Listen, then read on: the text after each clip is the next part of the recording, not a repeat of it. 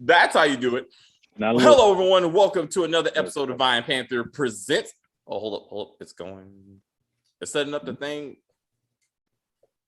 Well, I look like I just died, and then I might be going to heaven. I look like a ghost. I look like Swayze.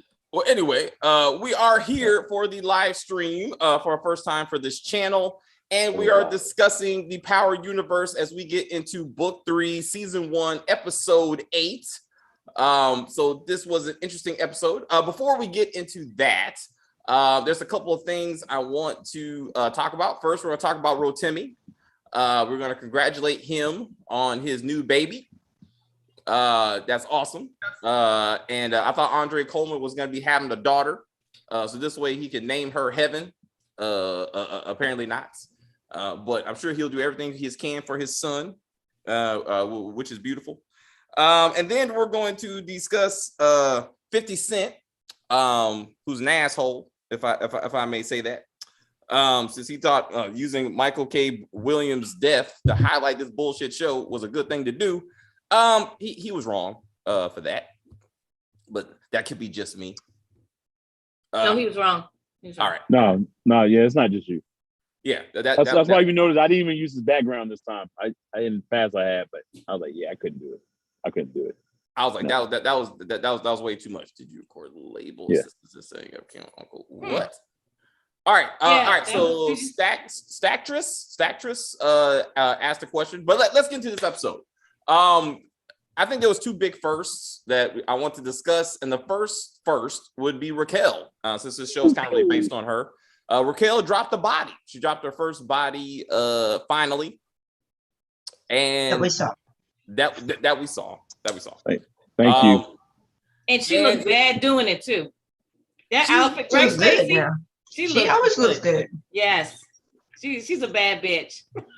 So Mary J did it better though. Mary J with the one hand. No, I mean I'm joking because Mary J's look ridiculous. Mary J like pop, pop, pop. She's not comfortable. Let's just say Mary's not comfortable with a gun in her hand. Rock is like it's like an accessory. Yeah. Well, I felt she channeled that Equalizer Queen Latifah look, at that point, as she came to the assistance of a lady who had an abusive husband. She's like, I got this. And I was like, so that's why I felt this was an Equalizer inspired episode with Raquel. As we predict, this is fucking predictable. Like we said it last week, right? We said that Gabriel's days was numbered, and they killed him the next episode. There was nothing surprising about this. Why not? Let's not drag it out. Just keep it moving. Keep your bodies dropping. Keep the sorry. That's why Stacey's here to keep the bodies dropping. And then let's continue on with that theme. So Raquel was also found out that Kanan was responsible for at least 5 crackheads dying as relates to his bag of crack. And we had an interesting parenting moment. Well, Raquel had to slap the shit out of Kanan. He didn't block it like Tariq. Remember? What? He was like, "What?" He didn't have the ninja skills. Is that why Tasha was too little? That's why Tasha was doing push-ups. That's why Tasha was doing those push-ups. She was doing push-ups like trying to get stronger. I was like, that was crazy. You know what I'm saying with that. But Kim, you're the parents. What do you think? Do you think? Absolutely. Yeah, she should have slapped the shit out of him for the fact that he blew up his chest at her and the way he said it to her. Now, don't get me wrong. He was right about what he said, but it's the way that you talk to your mother. My kids knew never. When your chest starts to move, I'm going to punch you in your chest. No, you don't blow up at me at all, ever, even when I'm wrong. Now, I'll say that I'm wrong. No, don't get me wrong. I'm not a parent who'll be like, I'm always right. No, I'll say I'm wrong, but you don't disrespect me. And I felt like he disrespected his mother in the way that he said it. But what he said was true. Yeah. So there's but two she was parts. next. Yeah. Yeah. So it's 2 parts to that, right? Because she, from episode 1, she was like, I don't want you in this game. Like, she was actually very adamant about that. But, and he said, fuck that. You know what I'm saying? I ain't gonna go to college and do something with my life. I'm gonna be a drug dealer. And then in episode 5, like older dead Kanan made a point of telling us that he decided his path as his mom was helping him cook crack. That's where she fucked up, because her teaching him how to cook crack so he could take care of himself directly caused him to cook this bad batch of crack, which killed these people. And then she wants to blame Marvin for just trying to use a business opportunity that Kanan came up with. Stupid. Yes. I never agreed to. So Statress, I said, did the record label owner assist in setting up Kanan's uncle in that Fury scene to retain 100% ownership of the record label? Could it? So you talking about unique scene? So like did You talking about Quincy Jones? Not Quincy Jones. What's his name? Yeah, Crown Camacho. Quincy Brown. Camacho. Did Camacho set up Lulu? I've never seen Unique talk to Crown. I mean, I guess but I mean, I'm sure Unique knew where Lulu lived. He knows where everybody lives in Queens. So I don't know. I mean, it's interesting. So the other first I would like to bring up is Nicole's funeral. So if my numbers are correct, 10 people have died in this show, including D-Wiz and Buck 20. But the only person to receive any type of a funeral is Nicole. What about the mama? Which mama? The crackhead mama. The girl's mom died. Davina's mom. Oh, that's right. My bad. Well, she didn't get a funeral either, but we just found out she died. So that's she died a month ago, apparently. Like, you haven't seen your mom in a month. Oh, but let me ask you guys this. Do you think that because when they said the mom had died, did you think that Unique killed the mom, or that the mom died from a crack overdose? Because they said it took a month. She was gonna overdose. I thought they were gonna try to blame her death on Kanan's batch, but they didn't go that way. Okay. Yeah, that's why I thought it happened before. So yeah. Okay. But Nicole, I mean, I just said, like, with Nicole being the only legit funeral in this show, it's kind of like hashtag white crackheads matter, because like no one else was bothered to have a funeral. Like D-Wiz's death was supposed to be a big thing to kind of drive, like the almost murder of Kanan, but we were too busy to get his funeral. But we had Nicole's funeral. That Kanan went with Jukebox to the funeral. I was actually happy about that. For once, we got the cousin supporting cousin moments, to kind of show their relationship. Well, she was really. I think he was guilty. He felt guilty. That's. I think that was pretty much why he was really there. He just felt so guilty because he was like, "Oh my God, I did this." You know what I mean? And that's why you saw him like kind of stuttering over his words, and even was just like, "Oh, it's no one's fault." Like at one point, it looked like he was about to come clean, and then he just stepped off. You know what I mean? So because she was really, it really messed her up like tremendously. So, yeah. So but she went in there like she didn't care. She went in that funeral like, I don't care. Like, you know what I mean? I just knew she was gonna wait until everyone like departed and then maybe go in there. Nah, she's like, screw this. Because that was to your point about that was the first time I seen that many white people in the episode. I was like, oh damn. Oh, here we go, we doing this. And she going in there and the lion's den. Okay. With the father being like, I don't know what's going on. Like, you gotta go. He was actually trying to save her. He was like trying to get her out the house multiple times. He was. He was like, come on. And she was just stuck there. That's why I think she really wanted to get caught, because she just, she's just giving up. She's like, forget it. It doesn't even matter anymore. Yeah. Because he was like, oh my God, we didn't know it was you. Like, you're right. Yeah, he was kind of more of like didn't blame her like the mother did. The mother was just like, oh, like, you're the fault. You being ghetto. Yeah, you're the reason why she's died. And he was just, I don't know. He was just more passive. He's not. You know what I mean? Because I think Nicole had problems with drugs before she met Jukebox, and her she parents had knew a pipe about sitting in her room conveniently, so she was able to smoke crack. Right. Yeah. Right. So she was doing drugs before, and I think they caught her. They know their daughter. They know what's going on, and so that's why the father was like, it's not Jukebox's fault, basically. Yeah, and I think they also kind of dealt with the whole trope, the whole kid, the whole kid doing something wrong, and then the mother's the one that's freaking out, and the father's more like, hey, calm down, like, you know what I mean? Just like typical stuff, like, the whole trope of the guys not thinking it's as bad as what the woman might think it. You know what I mean? I think they kind of play with that as well. So but looking at responsibility, I thought it was kind of bullshit that at the end of this episode, Jukebox is like, Kanan, it's not your fault, and it's not my fault. It's our neighborhood. Our neighborhood did this. Whole thing pissed me off so bad. Yeah, even the dogs don't like it. Even the dogs hate that line. I mean, if the dog said you can kiss my dog ass. Yeah, that was Doughboy. That was Doughboy. Yeah, Boys it's not in the hood. the fault of your bad choices. It's because that was dope. The neighborhood.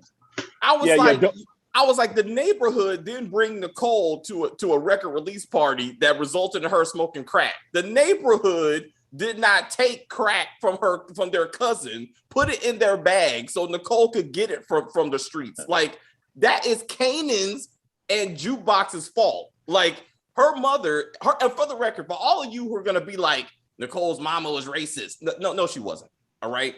She focused her anger where it belonged. Okay.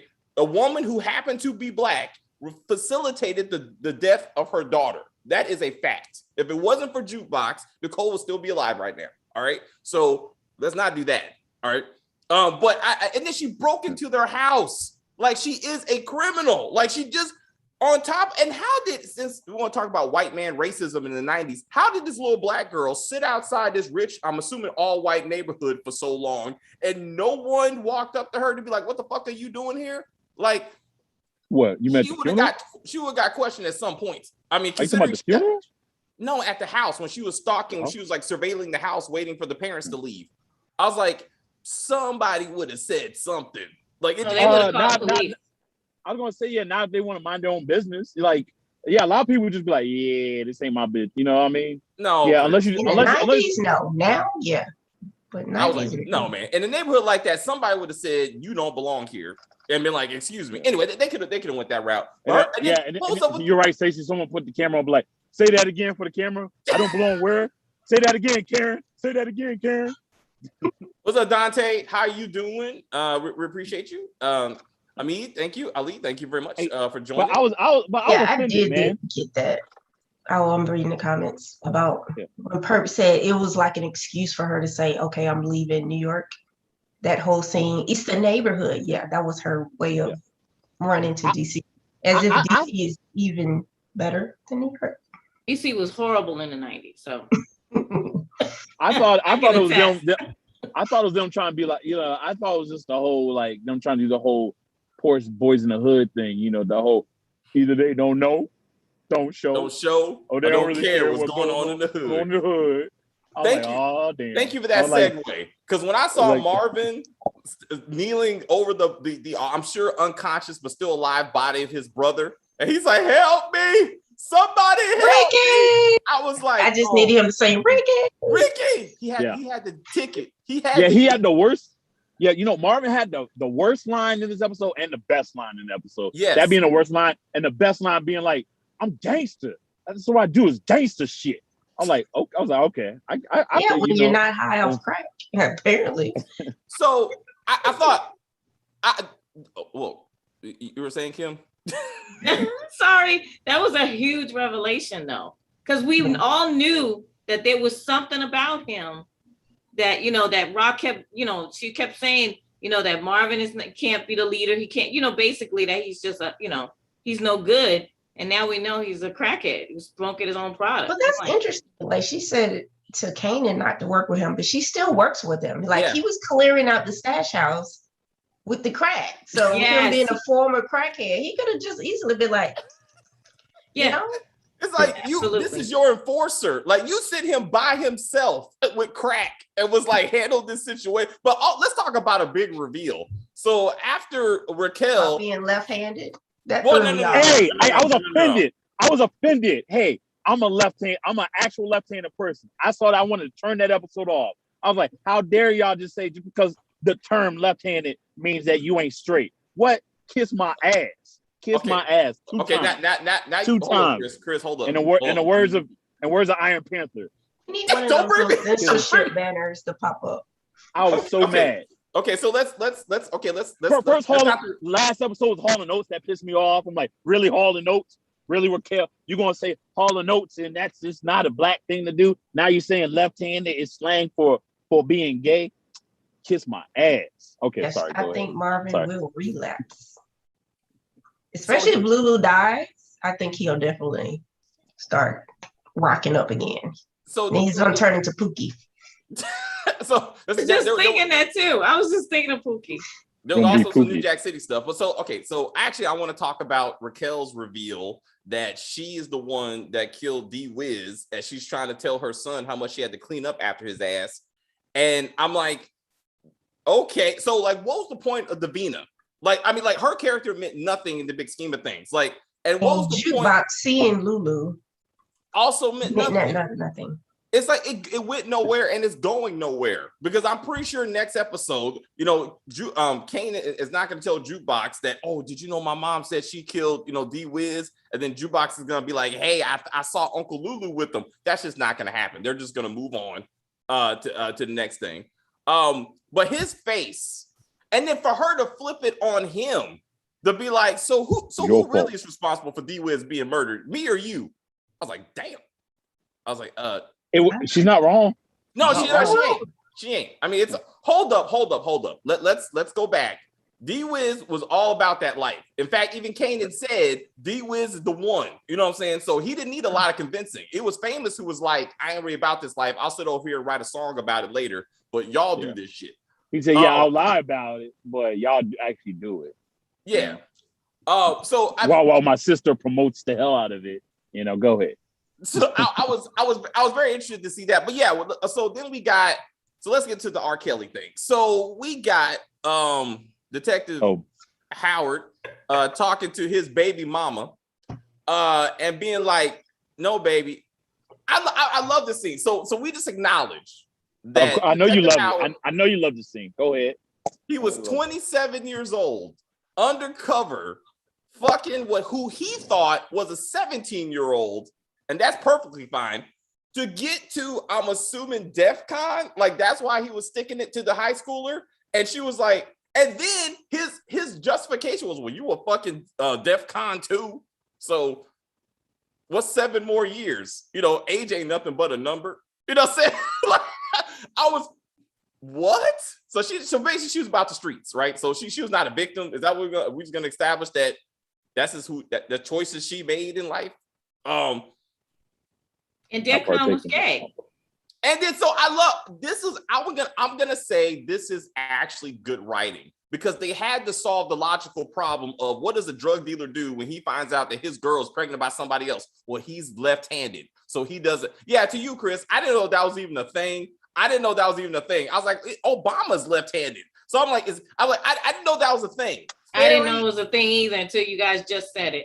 I was like, Fairy. I've heard that before, but I can't remember. What? I've heard Fairy, you know what I'm saying, and that kind of stuff. But I was like, left-handed? Well, guess what? There ain't, but real fairies don't exist for them to be offended. So there you go. There's a difference.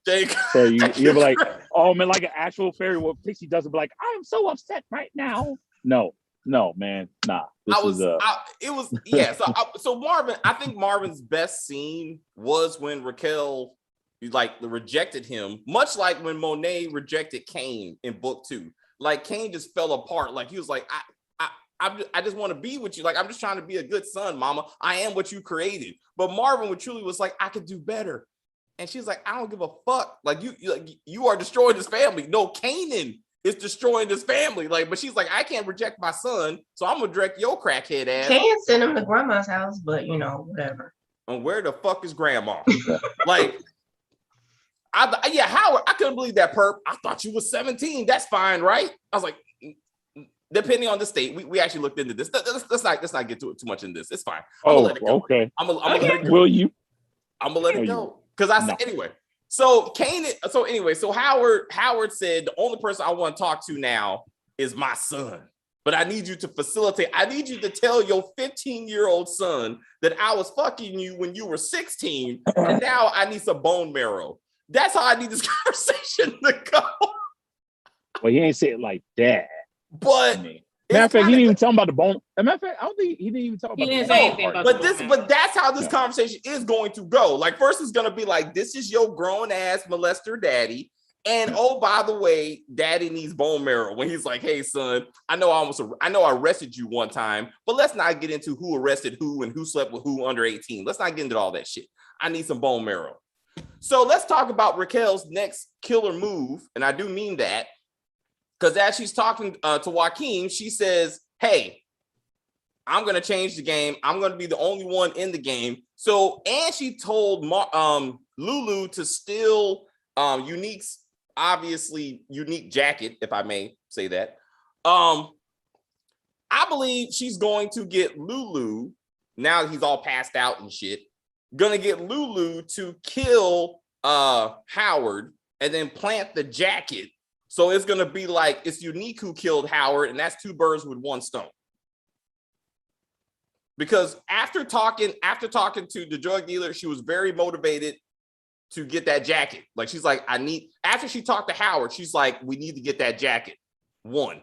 After she talked to Joaquin, she was like, I need you to bat up. Like, she was very motivated to and bat up apparently just means murder when it comes to her and Lulu. So I think Howard is not going to make it. Like, I really see him being dead by the end of this season.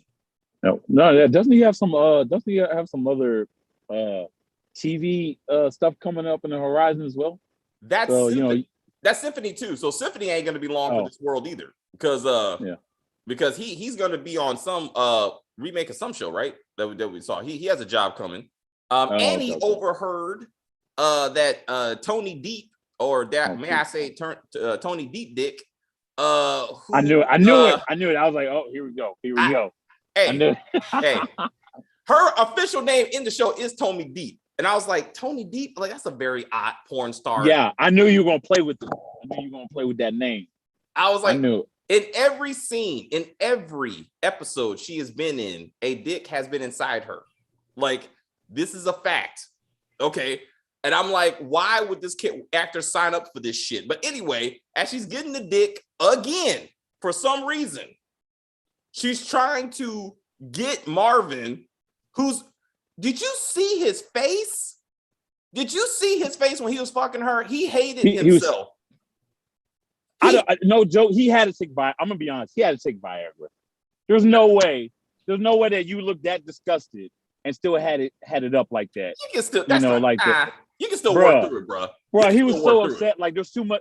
That's called stress. It's called like trying to fuck under stress. That is, nah, man. I mean, yo, that dude is a bull then, because that's for him to do it and for her to be that enjoyed.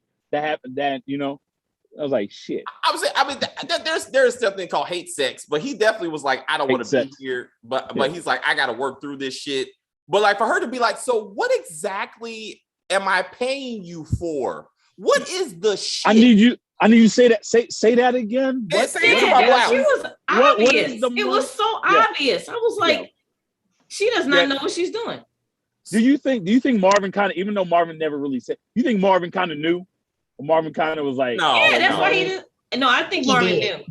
I think he knew. I think he knew. Mm-hmm. Yeah. We'll see if I don't know if he's that smart, but it just felt weird. Ultimately, he didn't want to be there anyway. I'm saying I really don't think he's that smart. But at least was he there?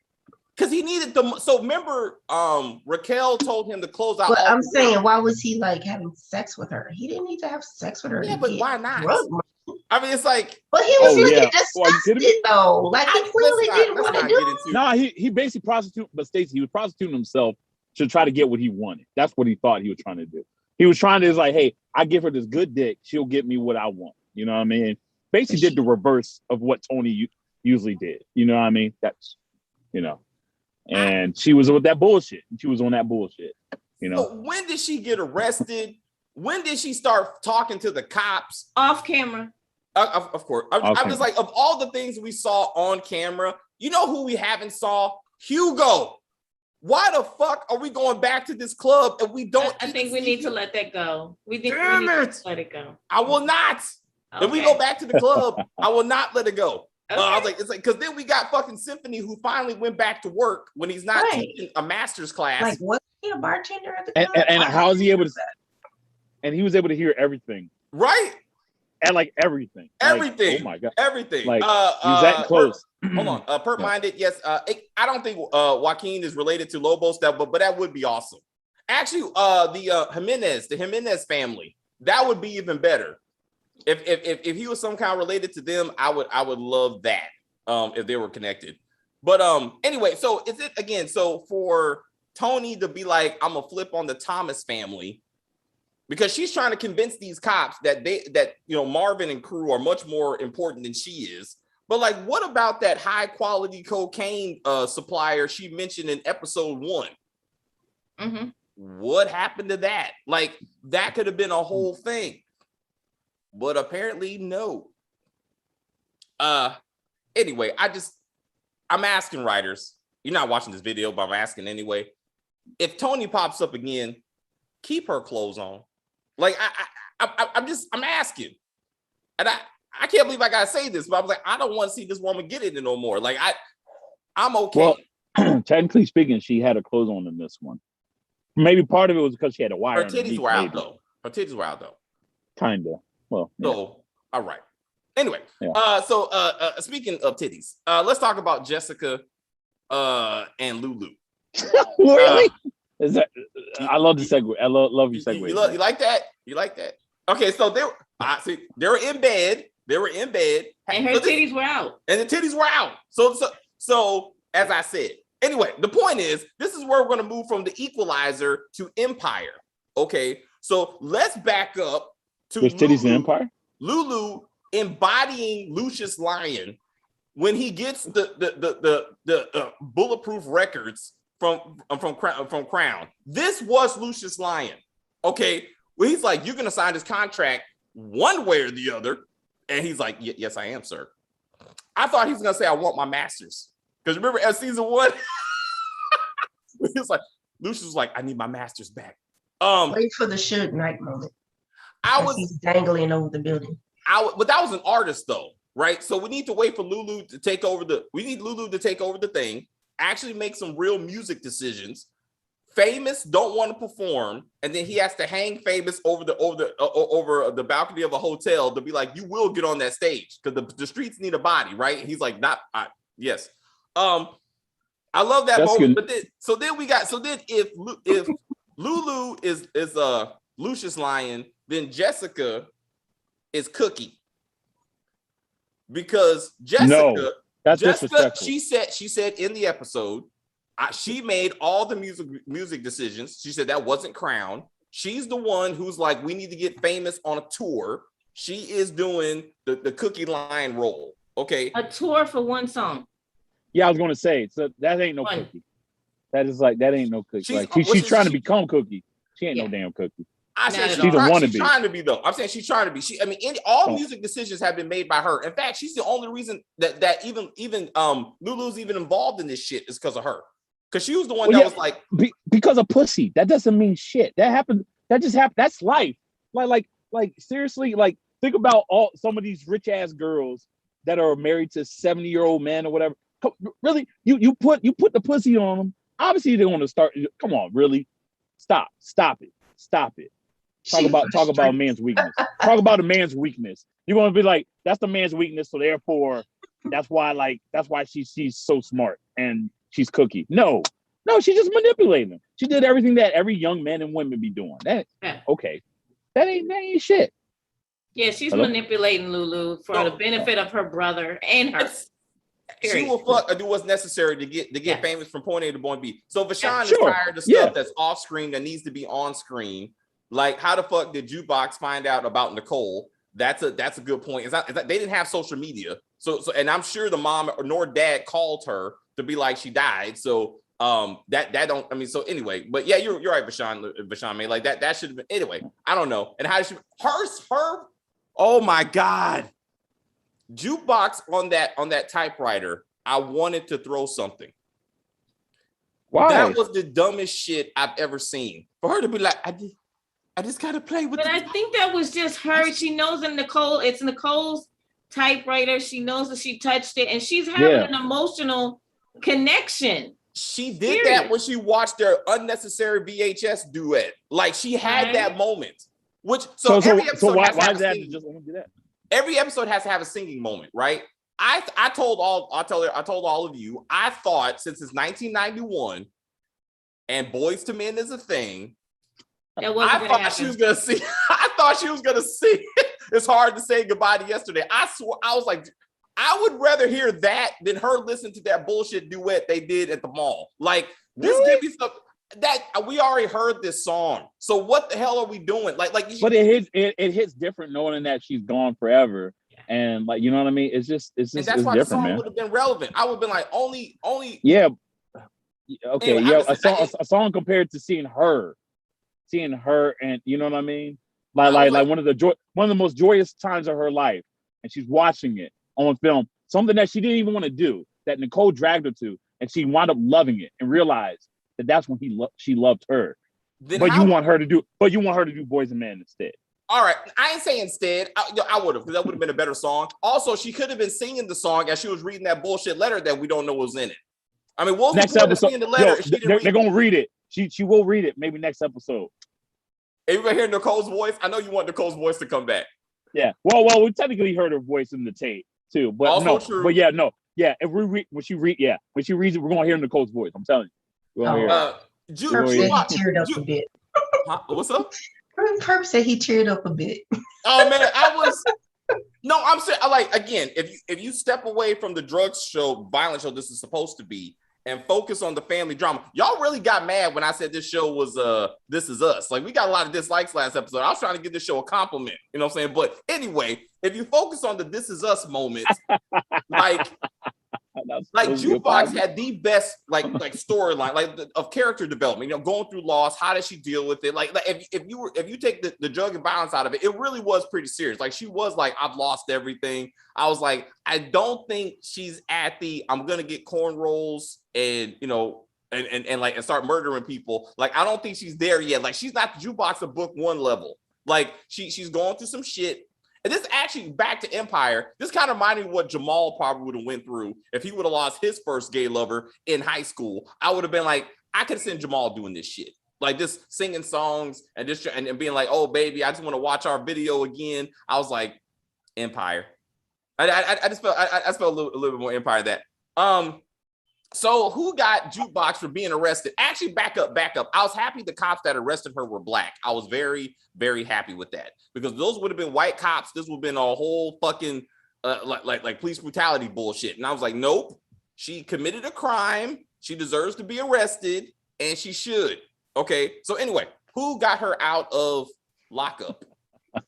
Burke. So we all agree it's Burke? Oh, yeah. Yeah. But how? I mean, it makes no sense. I don't think it makes. Yeah, it doesn't make any sense that it's Burke, but it's Burke. It's almost like she put out an APB for Laverne Thomas. It was like, if she ever gets arrested in any way, shape, or form, I need to know. Because hey, let's be real. Burke is the only one trying to investigate any crimes. Because the rest of these cops don't give a fuck. Howard definitely don't give a fuck. It was interesting once he found out Kanan was responsible for these dead people. He was like, you know what? I'll handle this investigation. I'll take care of this. Mm-hmm. One of you said that he's gonna kill Burke to protect Kanan. Okay. Because if Burke, wait, say that again. Somebody said that Howard is gonna kill Burke to protect Kanan because if I said I could definitely see that. I could see that possibly happening. You know what I mean? Obviously, a little bit of influence is going to have to go towards Jukebox's way first, you know, before that even happens. But you know, yeah, I feel like that's going to happen. I feel like what's going to happen is Jukebox is there's going to be a period where she gets at odds with Kanan because she's going to somehow find out that the reason why Nicole is dead is because of his product, right? And then so there's going to be a period where they have a falling out. You know, obviously it's going to be temporary because we know in the future when they get older they're cool again. You know what I mean? But it's gonna be to the point where maybe she starts like snitching out maybe to Bert maybe, and then and then Papa got to handle it. You know what I mean? I don't. I mean, I don't know. Maybe I don't. No, I mean, like I said, Jukebox has already resolved anybody of the responsibility of Nicole dying. So I don't think that's going to be like another. You don't think so? No. She said it. She told Kanan. But she didn't know. But she doesn't know about where. She didn't know that Kanan was actually cooked it up though. You see what I'm saying? It's not coming back, man. It's not coming back. You don't think? All right. I mean, I wish. I mean, I'm on your side. I wish it would, but it's that they moved on. You know what I'm saying? Like they got 2 more episodes, and they got to see if Lulu still alive. I think he is. Oh, of course. Yeah. I mean, you don't make him like the responsible, basically the head of the record thing just to kill him off for one. No, that just makes no sense. You know what I mean? That just no. A lot of the show don't make any sense. Jukebox, touche, but just like Scrap, somehow how was Scrappy alive? Oh yeah, Lou's alive. Yeah, Lulu's alive. So Jukebox can't kill Marvin because Marvin still has to kick her out for being gay. If they make any effort to compare this to book 1, don't do that. It's the tape. The tape. He's gonna find the tape. He's gonna find that VHS tape. Like, oh. So you want to have to hear that. So you want to hear that song again that you hate so much once again because you're gonna be rewatching it. They're gonna rewind it. He's gonna be closing on their eyes like, what the fuck? He's like, yeah. And then just like everything else, he's gonna roll up to the house and then ram in the back of the truck like he does every other episode. Runs in the back of a vehicle. And then start some shit. Oh, by the way, that was a BS scene. How is it that the windshield? Every time people shoot, they don't like shooting on the driver's side. They always got to shoot like in the middle. But like just shoot in the middle, not where they're actually sitting, but just maybe the crack of the windshield will kind of gear towards the driver's side, then they can't see maybe. Sorry, I had to throw that in there. I thought that was some bullshit. All right, Lisa 5000. She wants to hear other people's opinion. Like other people in the group. Like I think we all give everyone an opportunity to talk. Could you be more specific? Who would you like to hear from? I think we give everybody an opportunity. But thank you for your feedback. We'll try to be more accepting of comments. I'm trying. Huh? I'm reading the comments. It says Lulu's face is going to be messed up, and then Famous Sister is going to leave him. I don't think she's in it for looks. She's in it to get what she can get out of it. Yeah. You might start smashing Brown, Camacho. Yeah, she don't care. Those draws are available for anybody who can get Famous up there on a record. I mean, that's just real. Yeah, you know. Yeah, I mean, her theme song is "Where My Money Reside." Where my money reside. Yep, that's it. Money reside. That's all she cares them about. Damn mom jeans. Oh, I did see the jeans. I saw the jeans, and I thought of you, Kim. I was like, Kim's still big on these pants. This is driving me bananas. And Stacey, you remember those jeans, right? Yeah, I vaguely remember those jeans. Yes. They were the worst, and they were not flattering to, I would say, Caucasian women.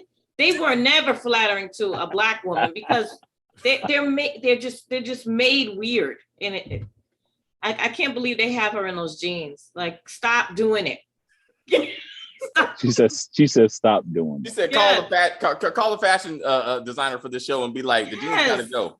I mean, Rock is on point. Everything this woman wears is fantastic. Her hair, her nails, her makeup, everything. She is phenomenal looking. Yes. And then they got Jessica over here. Well, I mean, Rock has her way up to Rock's wardrobe. True. That's true. Is Rock the street version of Michelle Obama? That's basically what like yo, she's a trendsetter. She's a street version of Michelle Obama. Like, let's talk about the trendsetter. Okay, it's a line. Huh? She would leave the video if she could right now. She's like, now you went too far. It's a line. Let's not do that. They're both trendsetters and shit. Yes, they are. But I would not associate Michelle Obama with anything hood or drug. Yes. But she is from South Side. That's why I said street version. That's why I said street version. She is. She might have a pass. She might have caught a couple bodies. All right, fine. I should have said Jacqueline Kennedy. Okay, fine. Street version of Jacqueline Kennedy. There you go. That's better. All right. There you go. Well, yeah. No, sir. I was like, so that is interesting. So again, Unique is the only reason anyone should be watching this show if you're looking for that street life. Like he went like full Nino Brown in this episode. Like when Streets need a body. I was like, dude, oh yeah, if I hear one more person to be like, hey, Lulu, you really making that music shit happen. I'm like, shut the hell up about this music stuff. One song. What's up, Stacey? Why are they trying to say that Lulu's affiliation with the record label is screwing up his street life? Remember they kept bringing up, oh, you too into that music that you can't get anything done. It's like he doesn't do anything. He shows up, pays people, and then he leaves. So it's not like he's in the booth. So she just wants him to concentrate. She wants him available whenever she wants him available. Like, period. She doesn't want him to do his own thing. That's the thing. She wants him to always be available to her no matter what. And if he starts to do his own thing, then he will slowly but surely pull away from her and start doing his own thing. And then she'll be left to, have to find someone else. And she doesn't want that. She wants to control him. So also, I would say with Lulu, how's he affording all this shit? Because every time the business team gets together, they're like, we about 2 days from shutting down. We don't have enough work, to keep our people out there. And this motherfucker is throwing money at lawyers and stuff to move into this music business. I'm like, how are you affording they had a lawyer and like Ghost and Tommy in the beginning.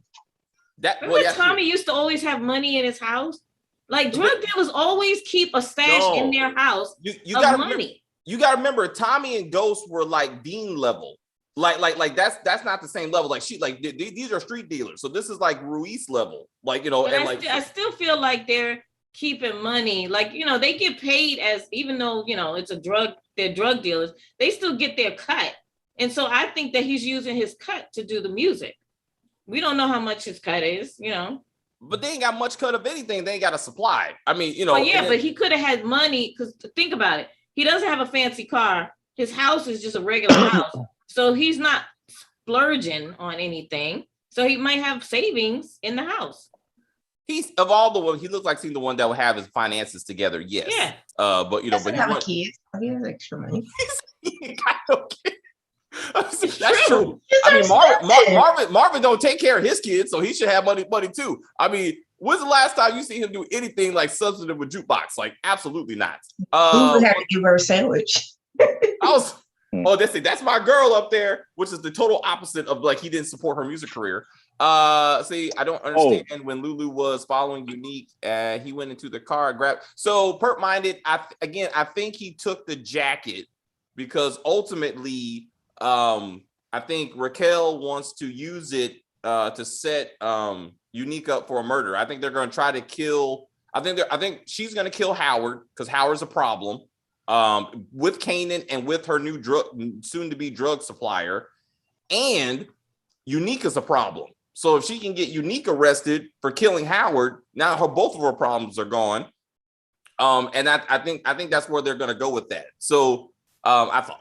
Anyway, so what's that was like the 90s equivalent of snatching a rapper's chain. You know how they do that, and then they'll go on social media with the chain on. But to your point, that ain't no social media for him to stunt on. I guess he'd be wearing around running around the neighborhood, but like, I got Unique's jacket. I mean, again, was he at his house? I mean, was that a hotel? I mean, where was Unique? A hotel or something. I was like, it looked nice. I mean, but I think it was his place because Raquel knew exactly where he was going. That was his high-rise apartment. That's where he lived. Yeah. I think he lives there. Yeah. Unique is my favorite character, Dante. Yeah, I mean, like if you here for the drug life and the violence, without Unique, this show wouldn't have any of that shit because the Thomas family ain't it. Like I'm surprised any of them are still alive. To be honest, like Unique should have killed them all in episode 1 and been done with it, and then we could just focus on him. And then he takes over the projects and turns into Nino Brown. Just to be like what would Wesley Snipes do in this moment? And they like he just does it. Like I thought that'd be awesome. I would say this about with Joey Badass and the stuff that he has done as far as acting. He has tend to steal the focus of a lot of the shows or movies that he's been in. Like if y'all saw him in Mr. Robot, like he stole the show. You know what I mean? So, he wasn't in it very long for Wu-Tang. I guess they recast him because he's doing this show. To be honest, I think he would have been better if he was stuck with Wu-Tang, in my opinion. But whatever, you know what I mean? But And then he got he didn't get nominated, but the movie got nominated for Two Distant Strangers, and it won for Oscar. So, so I think he's overall good. But I got to say one thing though, when they were coming out to the house, one thing I got to praise this episode for, right? And they was very sneaky with it, right? Well, just like they were sneaking towards in the house, to Lulu, they were playing. They just happened to be sneaking up to the house while playing Ozzy Brothers, Footsteps in the Dark. I was like, that's a good touch. I saw what y'all did there. Yeah. I saw what y'all did. I was like, I wish y'all were always that clever. But yeah. But yeah. I love that backhanded compliment. It's like sometimes y'all get it right. Most of the time you don't. Will Kanan ever find out it was Davina that gave up the stash house? No, he won't. Jukebox already told him. He just didn't believe her. Yeah, that's right. Yeah. Now that Davina's just magically gone, like she didn't even get a last episode, season, or nothing. Like they don't get into the fact that Unique was supposed to get her into some drug counseling. That never went anywhere. The whole stash house issue did not go anywhere. Fucking Raquel never even asked a question how they found our stash house. Nobody gave a shit. So no, I don't think that's ever going to be resolved. I mean, she's just magically gone. So what was the point of her character? Like, what did she bring to the table? Just a reason to get rid of Buck 20, maybe? I don't know. Well, she'll be back. You don't think she'll be back? She'll be back. No. Dude, really? No. Yes, really. She did benefit Kanan. She busted his cherry. There you go, Kim. Is that what it was? Go. He busted them nuts. That's it. Hey, so that's important. That's very important. The only way she comes back is she's pregnant with Sean, which is not going to happen because it's too soon. But and not only that, remember, and we established that she used protection. Remember, Dave? That's what I'm saying. You're very particular with that. So that's not going to happen. If she was going to come back, she would have been getting in that car when Child Protective Services came. They would have gave you something to be like, like I gotta go, but I love you, blah blah blah blah blah. I mean, we are established that she basically used him for dinner last week, I guess. So there's nothing else. If Buck 20's murder is never going to be solved, D-Wiz's murder is never going to be solved. She doesn't matter. Like she was unnecessary, really. I mean, in the big scheme of things. Oh, I think her neighbor actually called the police. I think her neighbor called the Child Protective Services. Yeah, Child Protective Services. I think so. I would have too if I would have seen what was going on. That girl didn't deserve to have to take care of that baby. But some people were thinking that maybe that baby was actually Davina's and not her sister, which is a possibility. Yeah. Mm-hmm. I mean, that would have been an interesting storyline, but then we got to figure out who the daddy is. Vashawn wants more scenes with Jukebox and Marvin. I agree, Vashawn. If they're going to take this show to the extent that we see her get kicked out of the house for being gay, I just don't think it's going to go that far. I mean, unless they start doing some serious time jumps between seasons. And if she does get kicked out right now, all she's going to do is move in with Raquel. I mean, because she's already that mother figure that Jukebox always wanted. So, and the next season, her real mom's coming. So, I mean, we got to think about that. So we still got more stuff to do with that. Hey, quick question. Hey, what is up with Rock's recruiting skills? And what I mean by that is why she got a bunch of busters on her team. She got Lil Rob, who was able to give them up so easily. Yes. So easily. But the whole like, hey, what's going on? It's like, oh, I didn't do it. Oh, it's that little nigga Kanan. I'm like, really? Like you just sealed your diarrhea of the mouth. I was like, what? Yeah, snitch. So easily too. It was like he's like, oh, where's the warrant at? I'm like, no, fool, you call him on his bluff. Like, what the hell? I'm like, even I know that. And I'm like, what are you doing? That was so weird. That should have been the scene. It should have been Raquel telling Marvin to go kill that dude for snitching on her son and on the organization. Like that should have been the scene. This dude should not be able to walk away after giving up that kind of stuff. Dante, Davina's mom overdosed. So we don't think that she was murdered by Unique. And the drugs we don't think the drugs had anything to do with what Kanan was selling. So now, so Perk Minded wants to see young Tasha as a half smart chicken head. It's probably not gonna happen. No, it's like Davina's nerdy little friend. Like, hey, where's my friend at? Hey. you know. Yeah, so that would be so again. She's gonna come back just to try to kill Kanan. To be killed by Kanan. She's gonna come back just to get killed by Kanan.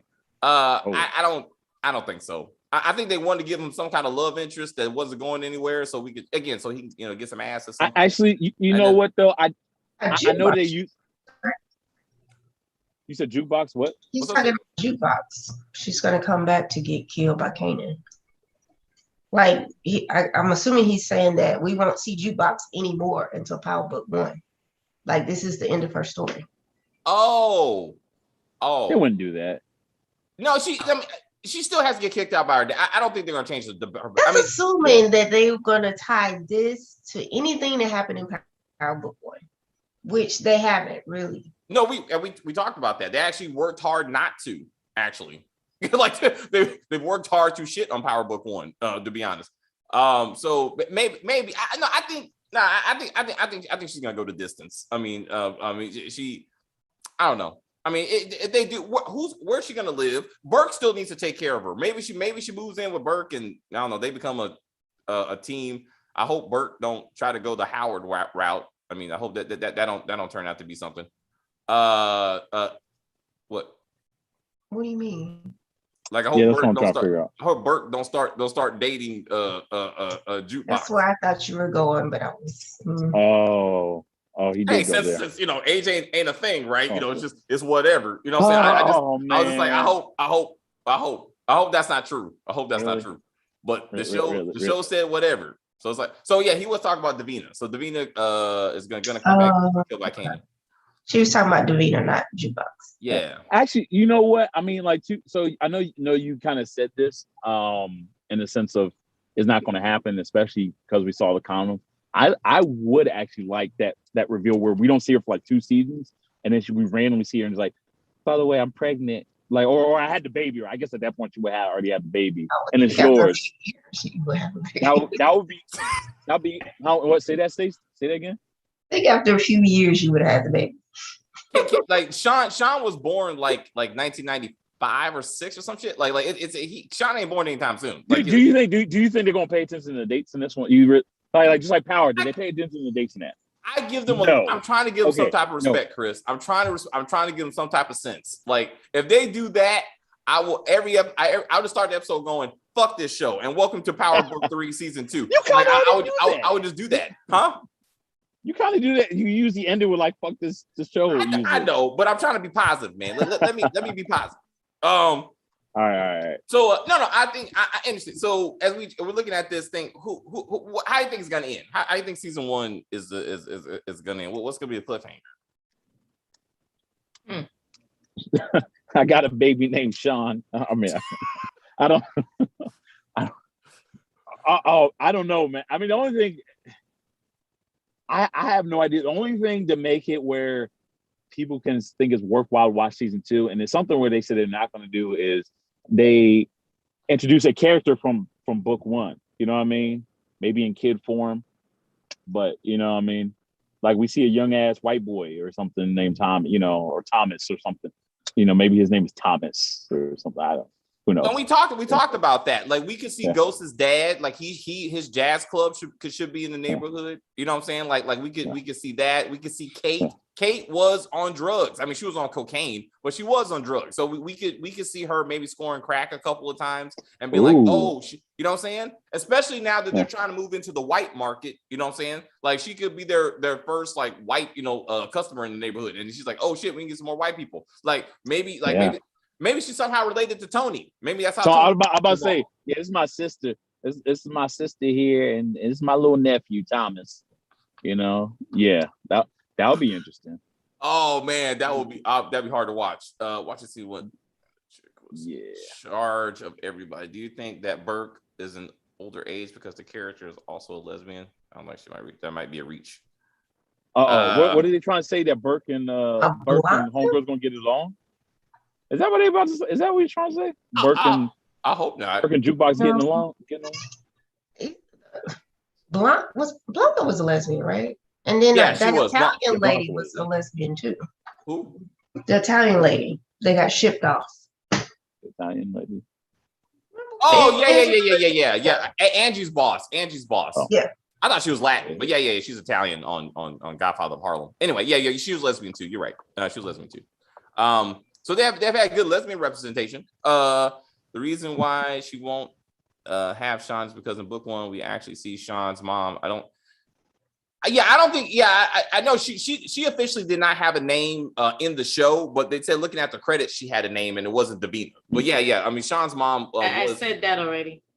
Yeah, I'm just acknowledging Dante did. Yes, we established that. Yes, Super Detective Blanc.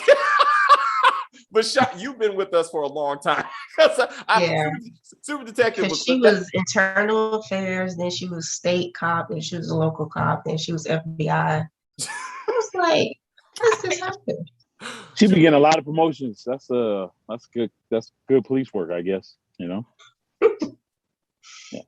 I'm praying this show don't go 3 or 4 seasons either. Like Dante, like again, unless they totally change the power formats and they start leaping years, like we're never gonna get out of 1991. We're just not. So like they need to do something. That's how far this thing is gonna go. Oh, I'm not talking about book 1. There was a woman in charge of the whole department. In charge of what department? In book 1? No, he said I'm talking about. Are you talking about the black woman? No, Angie's boss. You're talking about Angie's boss, right? Perp-minded, like that. Yeah, she was in charge in season 1. Angie's boss, and she was a lesbian. Yes, and then she got kicked out once the Lobos thing went to shit because she said consequences, right? Because I think isn't that when Nomar got killed? I think because of Nomar got killed. And Andrew was getting some dick and she didn't answer the phone with no more. That's right, because dick can be a distraction. That was distraction. Distraction. Yeah. I mean, in defense, it was ghost dick, right? So like she and it absolutely was amen to that. It was good at the time. She was like, I don't know nothing about nothing. I will commit crimes, federal crimes for you, baby. Yeah. So we got okay. Is this Tony setting up thing? Tony's gonna die. She can die. I mean, I don't. But it's okay if she dies. It's fine. So Symphony tells Raquel. Raquel tells Marvin, and then Marvin kills Tony. Why not? You're gonna choke her out like Holly. I like her anyway. And where's that dog? Is he eating? Marvin took it. Marvin took the dog. But where's the dog? Who's taking care of the dog? Why can't the dog just be in Marvin's house? We don't need to see the dog all the time. But he was so concerned about his well-being. If he's never home, how is the dog eating? That's what I'm saying. He got to have it out in the backyard in a dog house, and if he feeds it out there. Thank you, Kim. Like that's abuse. I barely see Lulu like see any of these guys do like take a shower. That don't mean they don't take a shower because we don't see them do it. No, that's not the same. That's not the same thing. Like they made a whole thing about this dumbass dog. Like we didn't make it not a thing. Dumbass dog. Thing. That dog's a cutie. That's a cute and ass more rock. reason why, like you see Jukebox taking care of the dog. When Nicole came over to Jukebox's house, the dog should have ran upstairs. They could have made the dog a thing, not a major thing. But they could have made it a thing. Nicole like, we should adopt the dog. I mean, then they had to hire trainers. They don't need any extra characters. Yeah, I mean, didn't we kind of talk about this about some of the kids stuff? Like we were like, hey, like sometimes we had to deal with like child handlers or whatnot when it comes to saying the right things as far as the kids. And remember, you were saying something about not having the youngest Patrick child. What's her name? Well, the one that they just yes. Nobody gives a fuck about yes. yeah. But remember when we first reviewed it when she was really little, and then she used to make the most awkward looks on her face, so like, your sister's dead. And she's like, and she's like, where's Raina? Where's like, Raina? I was like, I'm pretty sure the people behind the camera like, okay, yeah, we got to show less of her because this is just looking ridiculous. We gotta go a different direction. We gotta go a different direction with this kid. Maybe that was it with the dog too. Every time they showed the dog kept looking at the camera, or like it was peeing all over the place or something. I don't know. You know what I mean? Perp Minus said put Tony in the microwave. I guess with the microwave's not big. The oven, huh? Damn, that's wow. My Hansel and Gretel, huh? Yeah, I guess. Yeah. Well, ideally, all these books should be about 2 seasons long, and then you can bring it all back to book 1. Yeah, I didn't think these spinoffs were gonna go beyond maybe 2, maybe 3 seasons, but it's almost like they're their own independent shows. They're just gonna keep on going. So Bashan says Juke's mom is going to be killed by Unique, which causes her to become ice. That would be icing on the cake. She don't even know she got a mama right now. So I don't know how much her mom is gonna matter. You know what I'm saying? She seems to look at Raquel as a mama-like figure. So maybe. Maybe they're all going to be in the studio in Bulletproof Studios. It's going to be Mom and Jukebox cutting an album together.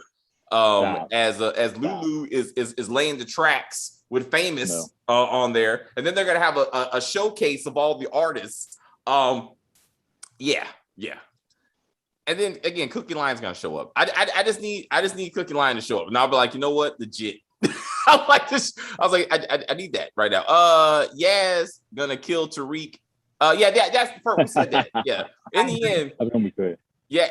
Okay. Yeah. Yaz is gonna kill Tariq. It's gonna be Yaz, Heaven, and the other girl. All three of the little kids are going to. And it's gonna be Lala's son. It's gonna be Lala's kid too. It's gonna be all of them. So Cash. I think Cash gonna hook up with Junior, and then they're gonna try to take out. No, what was it? Oh man, Tommy. And then they're gonna say, "Hey, we got a we got a benefactor. Who is that?" And it's this kid named Braden. And you find out it's because of his rich ass family. It's like he's the mastermind of all this. And then at the end, it was the shows. It all comes down to white people. Like white people always gonna be the mastermind. No, Stacey and I already called it. Stern is the father of Ghost. And he's somehow behind this whole thing. So the only reason he's been bankrolling Tariq because that's his grandson, because he loved the chocolate when he was younger, as he pointed out very creepily. So I would love to see a young Stern run around the projects just looking for some chocolate. Like that would be hilarious. It would be the chocolate of a man, not a woman. No, he like. Well, yeah, Stern is. When he was young. Okay, yeah, Stern is flexible. He didn't get the taste for the man penis until he was much older. He said, "Yeah, I don't know. Maybe someone turns him out. Maybe I don't know. Maybe like Lulu gets tired of Jessica and Lulu starts to experiment. With Stern. Who knows? Like, what? What the fuck are you saying? Yeah. Like when Lulu gets out of the hospital, Lulu's gonna be messed up mentally, and I don't know, man. Is he gonna be left-handed? Oh, fucking! Hey! Hey! Because Stacey and I said this. This book is basically the 90s version of book 2. Like Tariq, like Kanan is Tariq, right? Yep. Marvin is Kane, and therefore Lulu, and therefore Stern was with DEF CON. Yeah. Oh shit. Oh, I love it. DEF CON turned him out. I love him that taste of a penis. Of that true black thug penis. He knows black thug when he tastes it. So DEF CON died in jail, right? That's what we're going with. I wonder they're gonna put like what happened. Maybe like someone was about to out him, maybe, or something. I wonder. So it's interesting. What is Kanan gonna do? Which one would he be more mad at? That his fake dad was gay, or the fact that his real dad is a cop? Like the cop thing. Mm-hmm. Yeah, of course, the cop. Yeah. Mm-hmm. I mean, it'd be interesting to be like, you lied to me about who my daddy is. I hate you. This will be a family drama. Once they go down this route, I'm like, this is turning back into This Is Us. This will be This Is Us at that point. Well, it has to be, because she did lie to him his entire life about who his dad was. He has to confront her. Is that Kate? Is that no Kate? Way around it. Yes. Yeah. That's okay. He's gonna be like, I gotta go find my daddy, and my stepdaddy happened to be gay. This Is Us season 1. Yep. Oh yeah. Oh shit. Yeah, Randall's dad. Shit. Yeah. Oh wow. I have no idea what y'all talking about. But dude. When Sterling K. Brown found out that his dad was not dead. He's in fact was alive and very gay with a white man lover. It was a lot of things going on. Yeah. There was a lot of things going on. He had to process all that shit. And then he had to find out his mom was still alive, even though she's dead now. Anyway, what I'm saying, he needs his own spinoff. Anyway, it's the 90s. Could there be an AIDS? AIDS? I don't know if they're gonna go that route. There's a lot of things they're not bringing into this. But they could do that, especially with the HIV. I was gonna say HIV drug use, but this is all crack. This is not a heroin or anything. So nobody's shooting up anything. So I don't think they're gonna bring that into this. You don't think so? No. It's also New York. It's also New York in the 90s. So I mean, maybe. That's what he said. But which character would even be bothered to bring it in? Marvin. Yeah. Man. Oh, Marvin. Yeah. He stuck it too many times to Tony, huh? He's gonna relapse and he gonna get the crack and then he gonna start shooting up. Or maybe Tony has it and she gave it to him. Who knows what the hell she be up to? Speaking of that, as I said before in other videos, they need to expand their STD issues. Like it's always AIDS. Like I want to see crabs or herpes or something. Like I need Tony. I need fucking Marvin to be like, my dick itches and Tony did it to me. Like I need something. There's consequences. There's consequences when we don't use protection. Damn it! And it's not just babies. Like. I didn't know you were such a huge enforcer like this. That you now want people. Not only do you want the bachelors paid, but you want everyone who uses unprotected sex. Are you with the health department? I mean, like that's what I want to know. I'm trying to. All about safe sex and condoms. I'm saying, and baby prevention. I'm just saying, and you got the arm. Stacey and I have talked about this. You get the arm sling when you come out of hospitals. You get the blanket when the ambulance comes for you, no matter what time of year it is. When you have a straight couple that has unprotected sex, it's always a baby. And if STDs come, it's always going to be some kind of HIV. They never do. I got crabs. I got herpes. Like there's other shit. I'm just saying, like you could, and these are curable things. Except for herpes. But I'm saying you can get crabs and move on, and be like, Tony gave me something. She's getting a lot of dick. That's not that surprising. Like I'm sure Marvin's not using protection. Anyway, my point is, it's different. It's other ways to bring in Marvin. No, for DEFCON dying in jail. So DEFCON did not die in jail. So where the hell is he? Is he still alive? And you think they're going to incorporate East Coast, West Coast beef? Oh yeah, it's 90. Yeah, maybe. Yeah. Was it 91? Maybe Franklin Saint will come over and. Oh shit. Uh-oh. Hey, no. It's gonna be Louis. It's gonna be Lulu and Jerome. It's gonna be Lou and Jerome. I think Vascon May has a point. They said as soon as the family is fully torn apart, I would expect Breeze to come in either the season finale or next season for sure. I say next season. They need to. Yeah, they need because they're gonna get you rid of Unique. I think Unique is gone. Episode 10. I absolutely believe that. Yes, because they have to make room for Breeze. I'm telling you. You don't think that Breeze is coming, but he's got to come because if he doesn't come, fans are gonna turn this stuff off.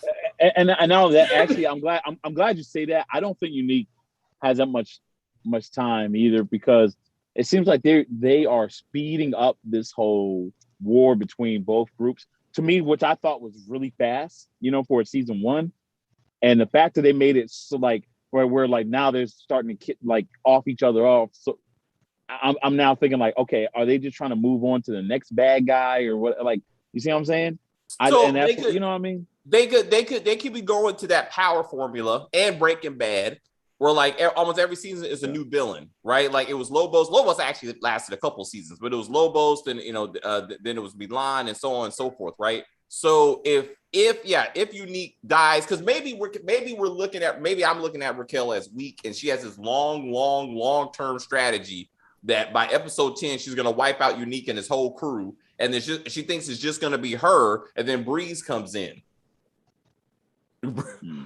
Breeze is like Manifesto at this point. Mephisto. He's like Mephisto. He's everywhere, but he's nowhere, right? He's like Uncle Harvey in Monogamy. Like he's there, but he's not there. Oh shit.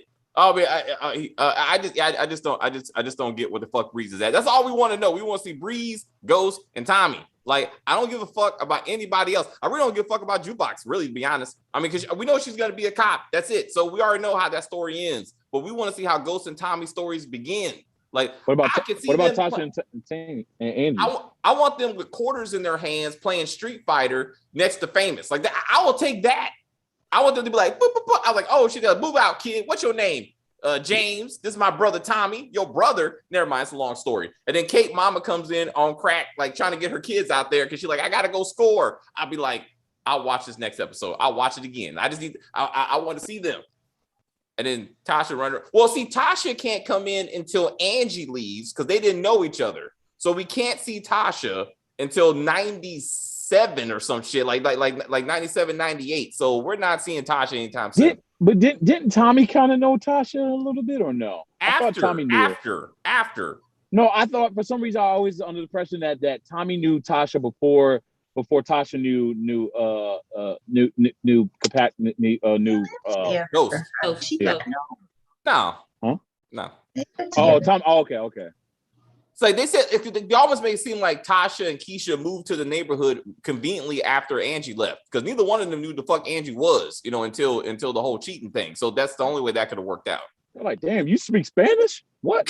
Where'd you get that from? The Spanish woman I was fucking. Where are all the Spanish speakers? I mean, where are they at? Actually, you know what? No, never mind. I don't want to see them because you know what's going to happen, David. You're going to show them and they're going to show their relationship. You're going to be like, where are their parents? And are they underage having sex?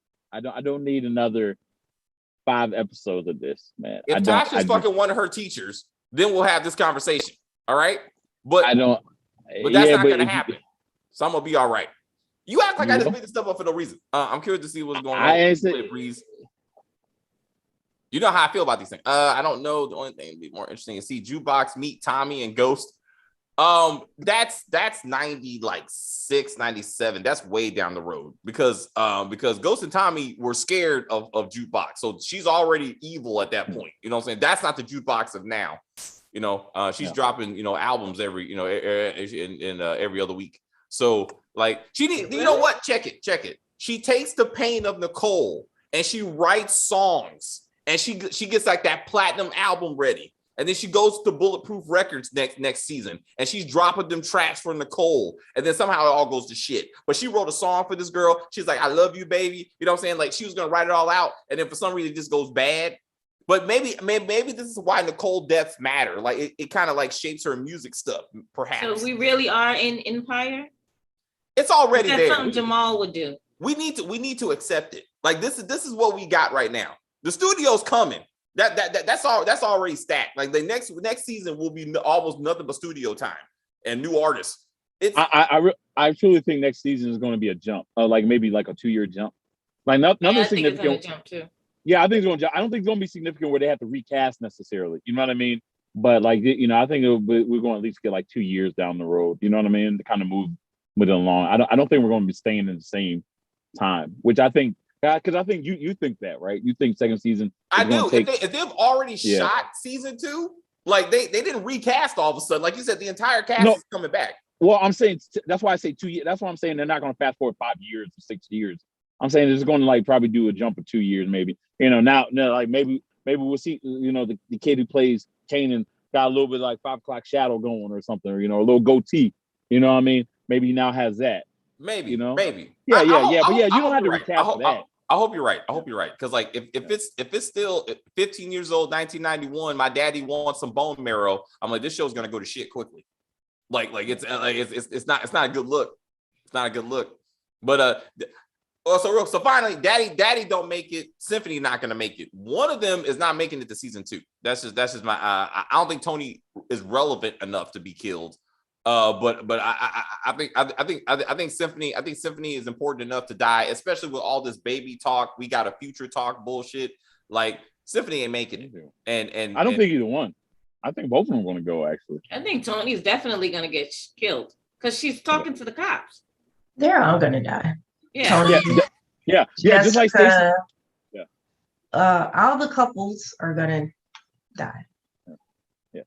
So this reminds me of Power. This is book 1 when you say any predictions for next episode, and then what does Stacey used to say? It's like, yeah, everyone needs to die. Everyone deserves to die. But for once, I actually agree with her. I think everyone really kind of will die in the sense of like Tony's going to die. I think Tony's going to die. Unique's going to die. Hold on. My bad. Picture died. Yeah, no, someone tried to call me, which is weird, so it switched me out. My bad. So yeah, Tony's gonna die, Unique is gonna die, Howard's gonna die. Am I missing someone? Yeah, Jessica. Jessica. Yeah, well, Jessica. I mean, again, so we all agree, like as a prequel, everybody's going to die except for Kanan and Jukebox. If they try to be true to the story, all of them have to go. Like, but that's year. I mean, I'm talking about like in two episodes, who ain't gonna make it?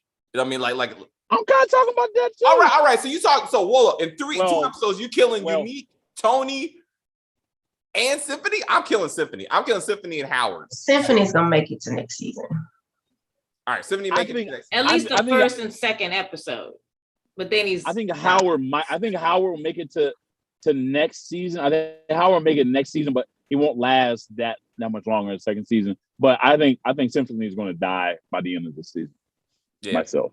Yeah, it's all that baby talk. That's every time they do it.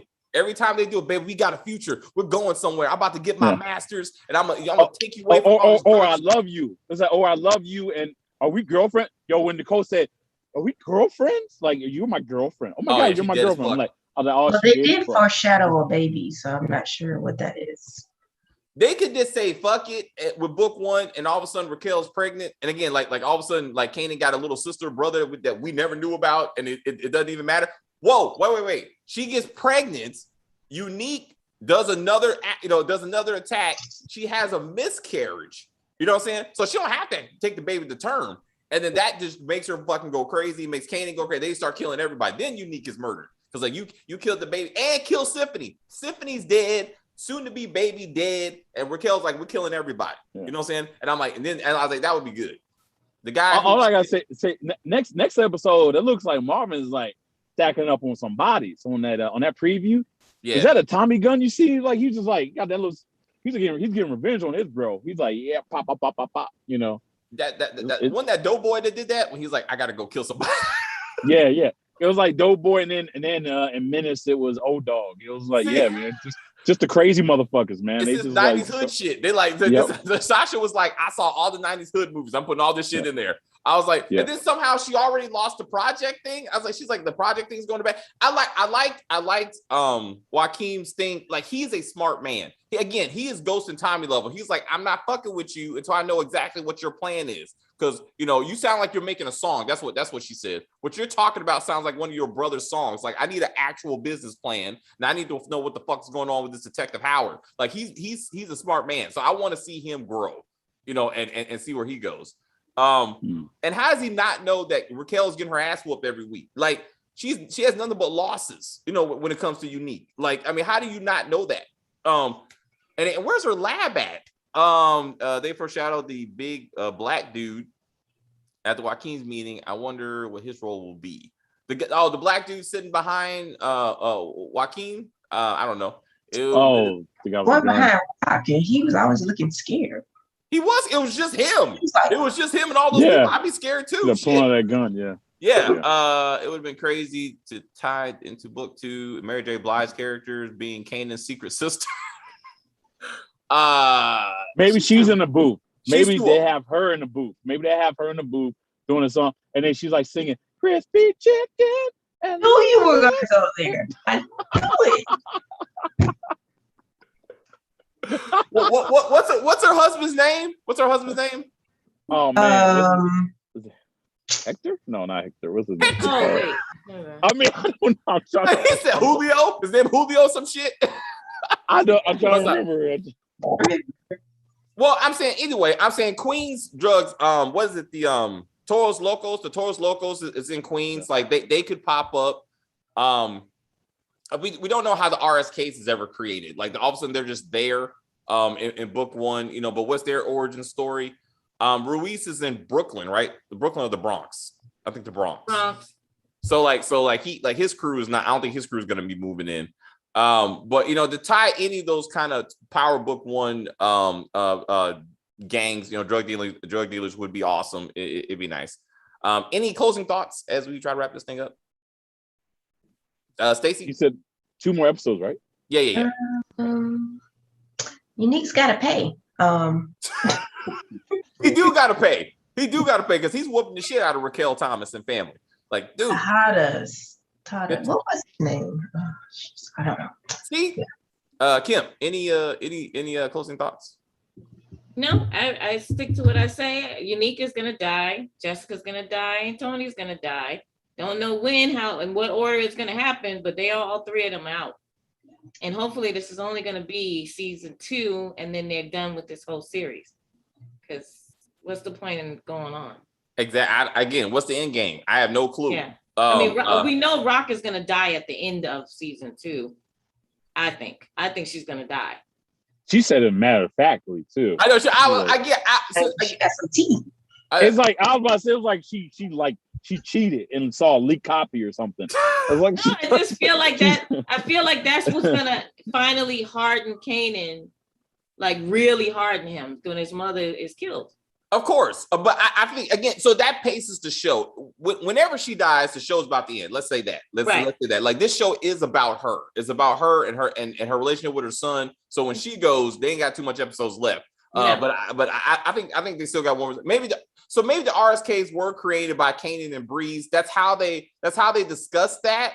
Kanan said, we gave this territory to Ghost and Tommy. Ghost and Tommy gave this territory to you when he was talking to Q Dubs. So maybe but we still don't know how the RSKs were there. We just gotta see Breeze. I think realistically, again, what happened to D-Wiz's brother? We thought he was gonna be Breeze, but fuck D-Wiz, I guess. That really didn't go anywhere. Anyway, Chris, they dropped that whole thing. It's like it doesn't. Damn you, fuck. All right, Chris, go ahead. I'm sorry. Go ahead, Chris. What you got? Anyone that has left-handed people in their family, tell them that you love them.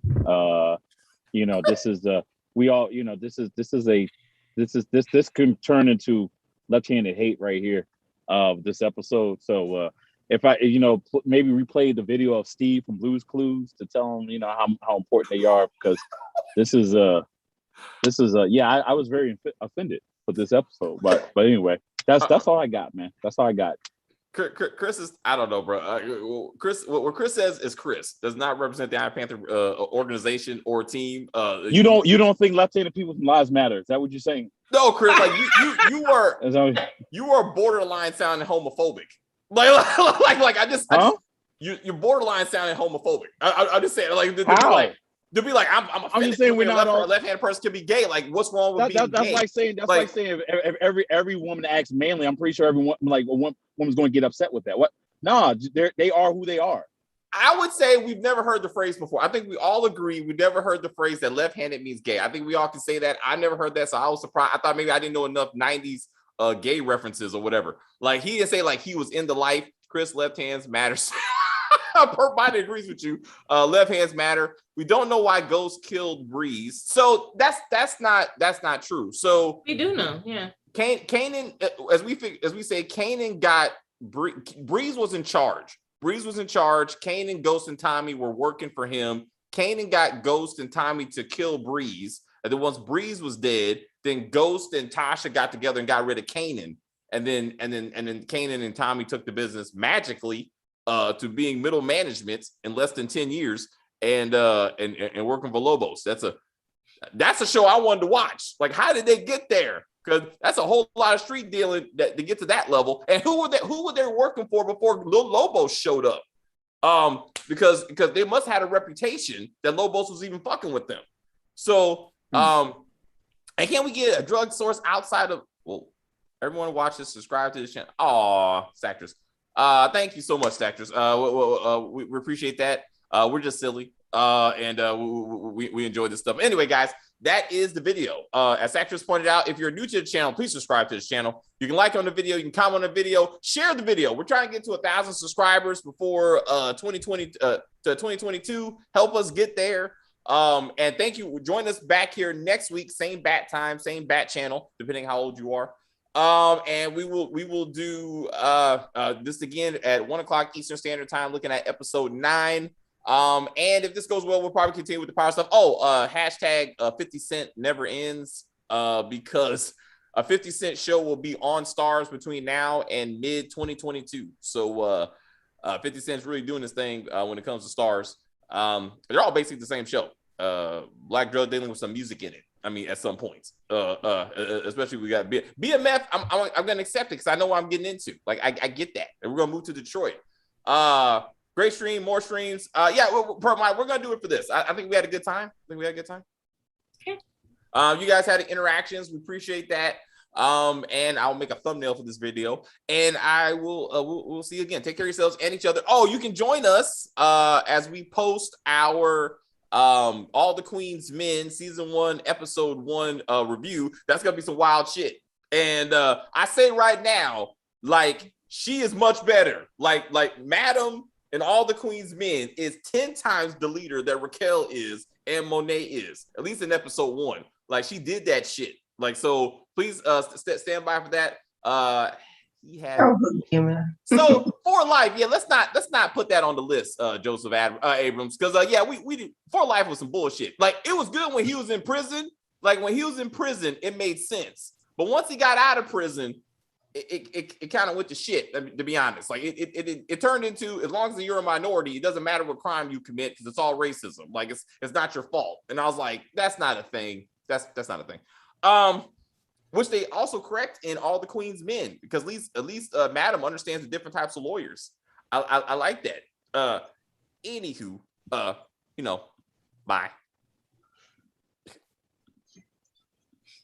All right, so we will say